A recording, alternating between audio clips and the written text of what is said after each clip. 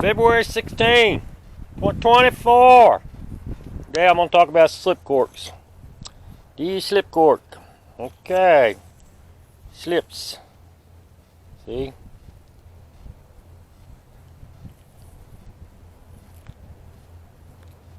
Slip cork. Got one ball on top. Hard to see out here. And I got a weight on the bottom. You can tie whatever you want to on the bottom. I would recommend that if you got a big hole in the bottom of your cork like that you probably need to put another ball on the bottom. But that ball will ride down to your bait. So you got to watch out for the bottom hole so that you don't get snagged up in that hole. Alright. Now, I've been watching some guys put up some videos on the bobber stopper. I don't know if you can see that little bitty white rubber band right there. That's rolled up in my spool. Alright. You need to tie that rubber band twice and clip it off real nice and tight. Because he says you got to use a bobby stopper, and he said that rubber band won't work. Well, we're going to cast it right here, and we're going to watch it work. I'm using small rubber bands that you probably buy down at Dollar General. They're hair tie rubber bands. They come in different colors or multicolored. You get black ones, you get white ones, you get orange or yellow or red and blue. That's white. That's why I chose a white one, so it'd be easy to see. Now what I'm going to do is, you can see the cork slips. If I can find the weight. Cork slips. It's me going up the string with it. And what we're going to do is we're going to throw this cork, and I got that rubber band wound up in the spool, and when I throw it, I'm going to take it, because this is probably about 25 feet deep. Well, it always helps if you don't wrap it up around the end of your rod tip. Let me get it untangled off the rod. Alright. We'll wind her back up here. And one of the best things about a slip cork is you only got about a foot or two of line hanging off when you cast. So that gives you the ability to throw pretty far out there. Now my rubber band's off. It's gone. I'm going to wind her up right here. See if we can find that rubber band.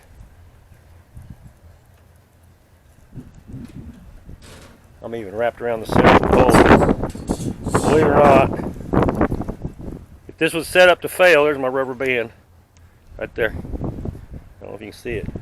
But believe it or not, I got the line wrapped around the rod. So what we're going to do is we're going to unwind that line.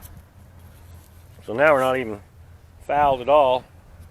And I'm going to take that rubber band, because see my cork's out there about 15 feet. So I'm going to strip off some more line here.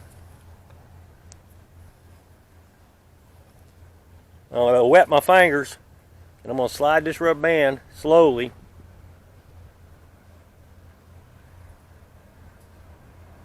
up the line, and I'm going to add about 3 foot length.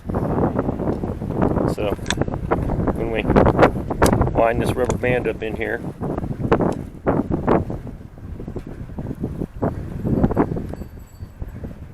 my line's so loose it's getting on. There it is right there. Okay, you gotta watch letting your open face have too much loose line on it. It'll get all whacked up on you.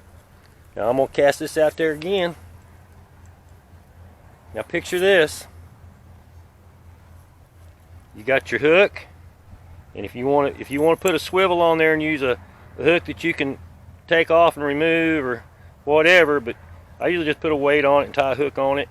But you can use something like a crappie rig on this, put 2 minutes on it at a time. And this is going to be hanging off below your cork. So you'll have your cork, your ball, your cork, your weight, and your hook, crappie rig or whatever.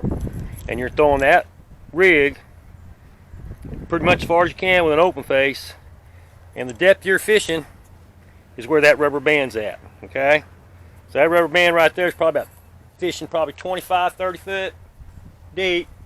I'm going to cast this and then land it over by that purple football, that purple ball laying on the grist, right there next to that purple ball.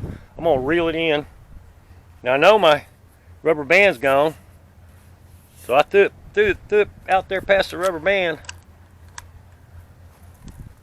See if I can get me a rubber band back. See if I can find it. Is that it? Oh, there, I felt it. Now you will feel it rub across. That was probably rubbing through my eyelet.